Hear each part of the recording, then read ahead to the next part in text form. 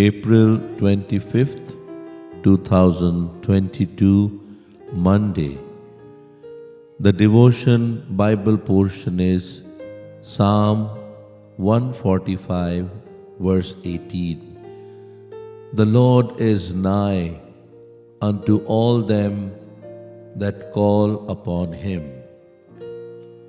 This psalm describes God in all the three tenses. Verses 1 to 9 tells us God's greatness in the past. Verses 10 to 13, God's glory in the future. And verses 14 to 21, God's grace in the present. Our devotion verse falls in the third part, God's grace in the present. Now, grace of God means God giving us what we do not deserve. So what is God's grace offering us? We find several things. And as we come to verse 18, we are told, the Lord is nigh unto all them that call upon Him. The divine nearness of God. After our salvation, Lord promises us not to leave us alone, nor does He forsake us. This is clearly told in Hebrews 13, verse 5.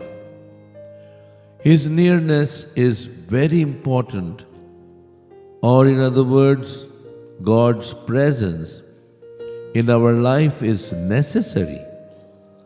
What happens in our life with God's presence?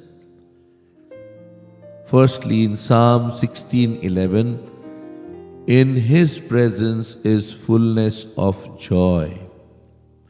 He gives us heavenly joy.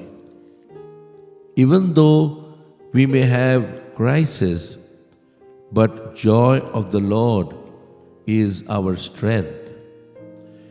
Secondly, Exodus 33:14, His presence gives us rest or peace of mind. Third, Genesis 39 verse 2, God was with Joseph and he prospered.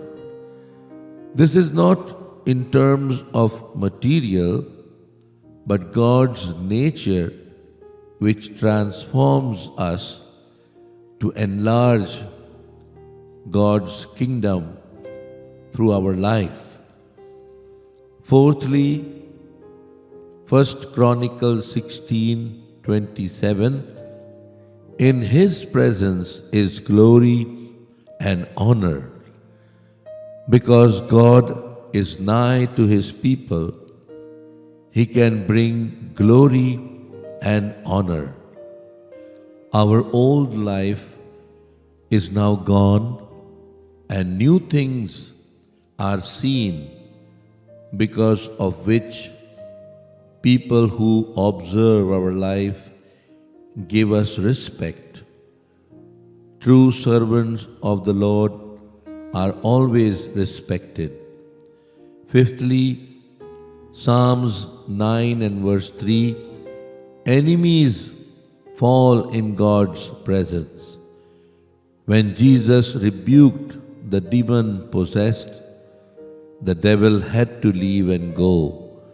In Mark chapter 5, 7 to 13, we find this incident. Sixthly, Psalm 97 verse 5, hills melt in God's presence.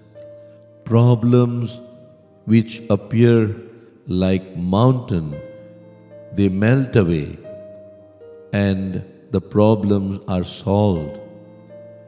Seventhly, Acts 3:19, in God's presence we have times of refreshing. The Lord is nigh unto all them that call upon him.